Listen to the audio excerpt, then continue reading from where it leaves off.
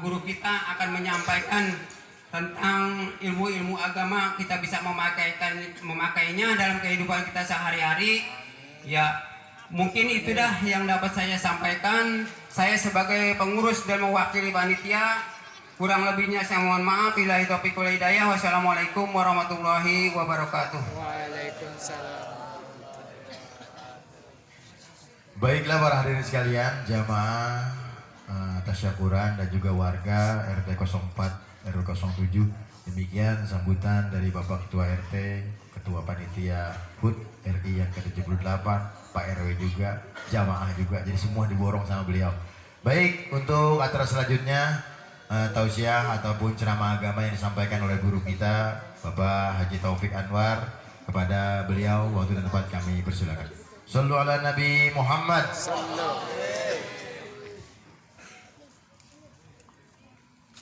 Assalamualaikum warahmatullahi wabarakatuh. Waalaikumsalam warahmatullahi wabarakatuh. A'udzu billahi minasy syaithanir rajim. Bismillahirrahmanirrahim. Alhamdulillahi rabbil alamin. Wa bihi nasta'in ala umuri dunya waddin. Wassalatu wassalamu ala asyrafil anbiya'i wal mursalin Sayyidina wa habibina wa syafi'ina wa maulana Muhammadin sallallahu alaihi wa alihi wa sahbihi ajma'in. Qala Allah ta'ala fi kitabihil karim wa huwa asdaqul qailin. A'udzu billahi minasy syaithanir rajim. Bismillahirrahmanirrahim.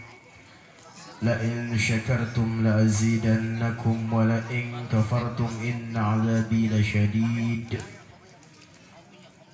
Wa qala an-nabiy sallallahu alaihi wa alihi wasallam al-muhajiru man hajara amma nahallahu anhu. Atau kama qala Rasulullah sallallahu alaihi wasallam.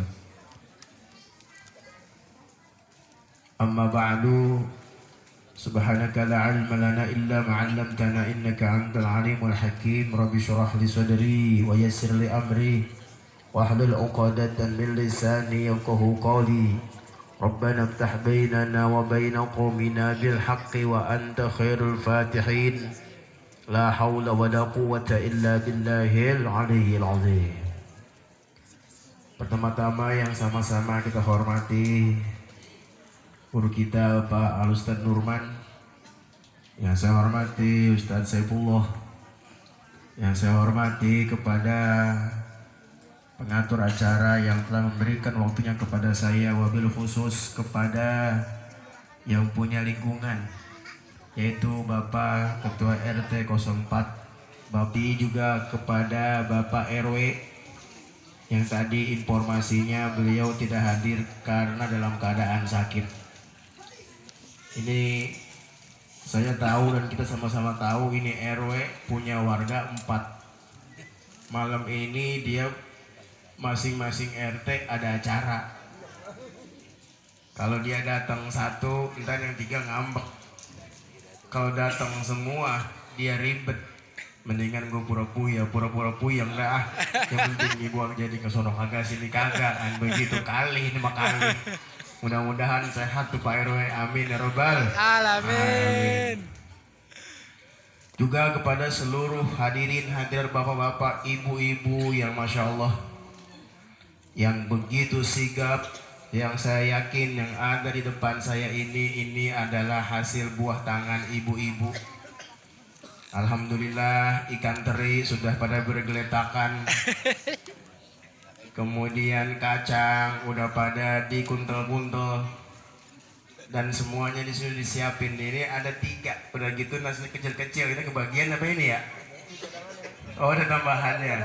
Ini cuma sampel. Selebihnya tergantung nasib. Kalau nasibnya bagus kebagian, kalau nggak kebagian ya, yang penting dapat doanya. Amin. Amin ya robbal alamin.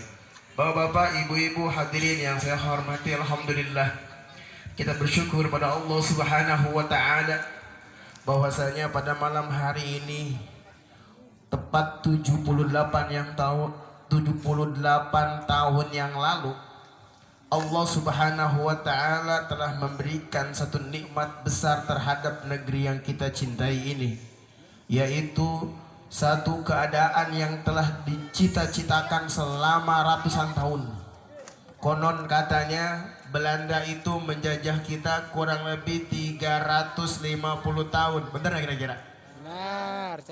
Emang ente tahu? Catatan sejarah. Katanya ya 350 tahun bangsa kita dijajah oleh company Belanda. Dari mulai Belandanya yang tua sampai Belandanya yang muda. Kalau kita ngelihat film Pitung, itu kita udah hafal bener dah. Satu kalimat yang keluar dari mulut mereka kalau ngatain kita orang kampung adalah operdomsek. Belum lagi setelah Belanda diusir, kemudian kembali penjajah datang menguasai negeri kita yang kita cintai ini, yaitu dari Jepang. Yang mana di dalam buku sejarah dikatakan Jepang menjajah kita kurang lebih sekitar 3,5 tahun lamanya. Walaupun kalau kita berbicara kekejaman, justru kekejaman Jepang jauh lebih kejam daripada kekejaman Belanda yang telah dialami oleh orang tua kita dahulu. Artinya apa? Ini adalah satu anugerah dari Allah Subhanahu wa taala. Pada hari ini kita bersyukur pada Allah. Kita bisa duduk sama-sama di tempat ini. Bisa ngaji bareng-bareng. Bisa ngobrol, bisa kongko bareng-bareng. Kalau di zaman Belanda, boro-boro kita ngumpul kayak begini. Kumpul kayak begini, bawahnya dikasih karpet. Udah gitu dikasih kopi. Yang dapat kopi mah. Kemudian dikasih makanan. Apalagi? Dikasih pisang. Banyak sekali yang Allah berikan kepada kita. Tapi kalau kita lihat di zaman dahulu, Masya Allah, boro-boro untuk mendapatkan makanan seperti ini. Bahkan mereka harus mengais makanan, sisa-sisa makanan. Bahkan kita sering mendengarkan kata-kata dan cerita orang-orang tua kita dulu. Mereka itu kalau mau makan harus mencari bonggol pisang. Bayangin coba, bonggol pisang itu dimakan, gimana enaknya coba. Tetapi karena memang tidak ada makanan, akhirnya makanan itu pun dimakan. Dan ini adalah merupakan satu berkat dari Allah Subhanahu wa taala. Setelah sekian lama, akhirnya Allah memberikan satu nikmat yang bernama kemerdekaan. Alhamdulillah. Ini adalah merupakan anugerah yang mana pada tahun 1945, tepatnya pada tanggal 9 Ramadan, pada hari Jumat, di situ dideklarasikan kemerdekaan Republik Indonesia. Yang mana ada salah satu informasi sumber yang mengatakan bahwasanya sebelum Presiden Soekarno memproklamirkan kemerdekaan, itu sebelumnya beliau sempat sowan dulu ke Habib Ali bin Abdurrahman Kuitang. Jadi sebelum beliau mengucapkan kalimat kemerdekaan, itu beliau musyawarah. Karena memang beliau, Pak Karno itu dulu pernah ngaji sama Habib Ali Kuitang. Dalam salah satu dialognya adalah bahwasanya, wahai Habib, ini kemerdekaan akan kita deklarasikan, akan kita sampaikan. Apakah kira-kira besok itu waktu yang tepat atau tidak, wahai Habib? Mendengar itu kemudian Habib Ali bin Abdurrahman bin Abdullah al-Habsyi, beliau kemudian mengatakan, wahai Pak Karno, besok adalah hari Jumat, Sayyidul Ayyam, hari yang begitu berkah. Ditambah lagi besok adalah hari bulan Ramadan. Ini adalah hari yang begitu luar biasa. Oleh karena itu, deklarasikanlah kemerdekaan. Insya Allah, Allah akan memberikan pertolongan. Atas berkat daripada nasihat Habib Ali Kuitang tersebutlah kemudian yang menjadi salah satu penggerak dan penyebab di mana Presiden Soekarno menyatakan kemerdekaannya. Proklamasi, kami bangsa Indonesia dengan ini menyatakan kemerdekaan. Terus apa lagi? Hei, kayak lagi proklamasi kami bangsa Indonesia dengan ini menyatakan kemerdekaan Indonesia. Terus apa lagi?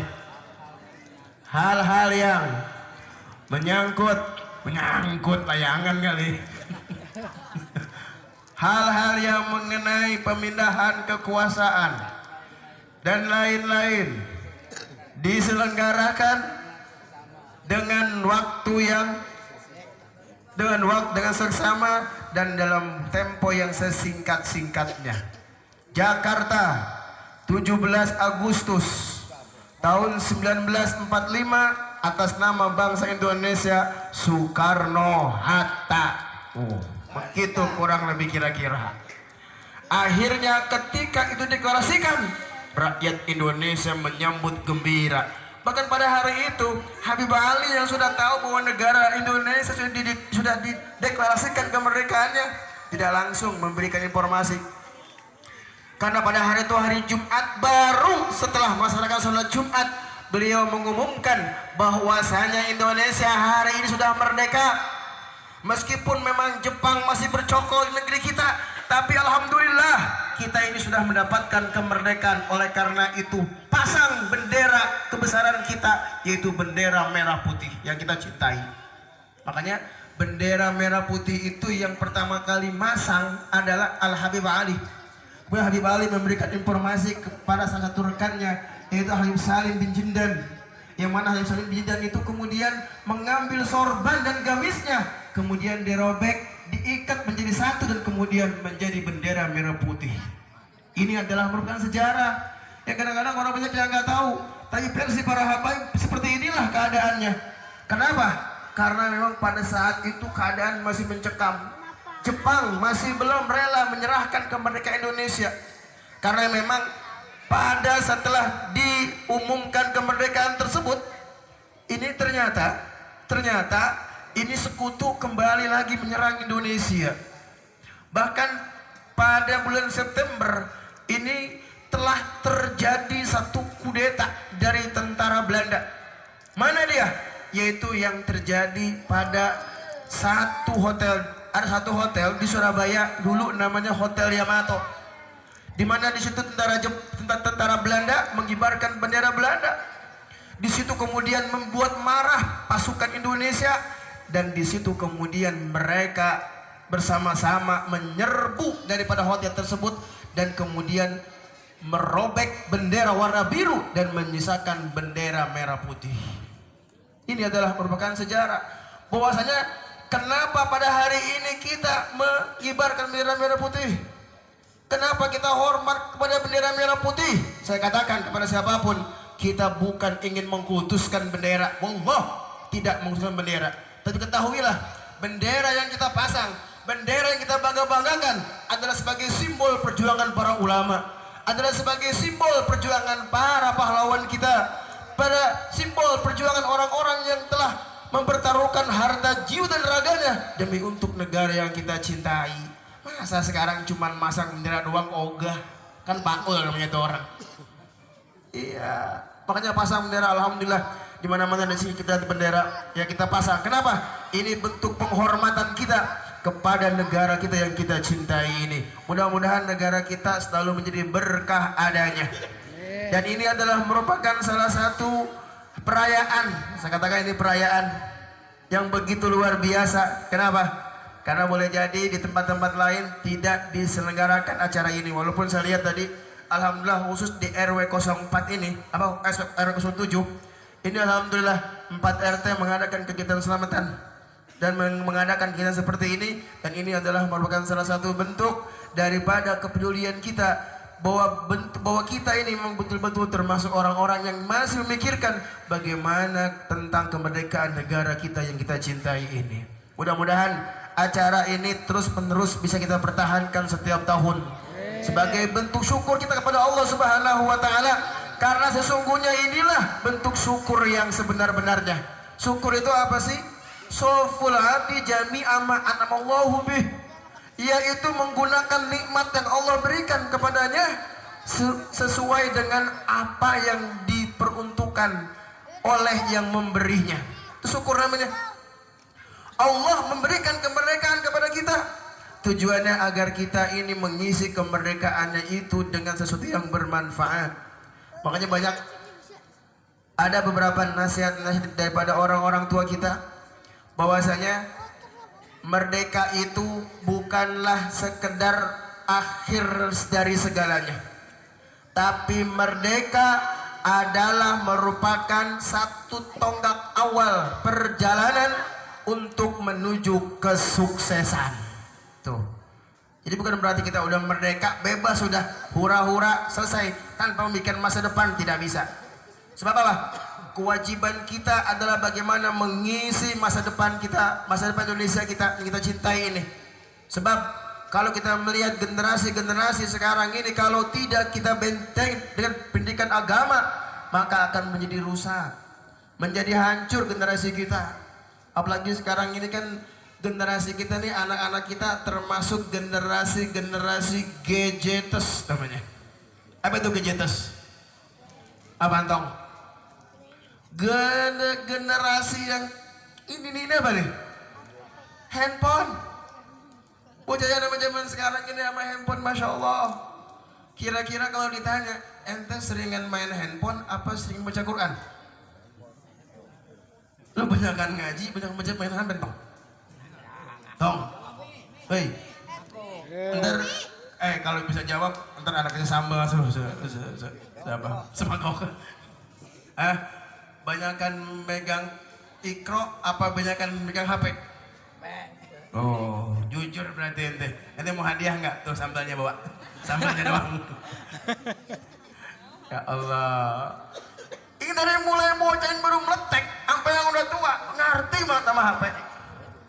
Bocah masih kecil udah paham banget sama HP sekarang. Makanya ini kegiatan seperti ini harus kita tingkatkan. Kenapa? Karena sesungguhnya ini dalam rangka untuk mengimbangi arus modernisasi yang begitu dahsyat, yang begitu luar biasa, yang boleh jadi akan menggerus norma-norma kebaikan yang ada di tengah-tengah masyarakat kita. Makanya merupakan satu harga mati pengajian memperkenalkan anak-anak kita kepada pendidikan agama itu menjadi sebuah keniscayaan yang tidak kita tawar-tawar. Karena pendidikan agama adalah merupakan satu pendidikan yang bisa mengarahkan manusia menuju akhlakul karimah.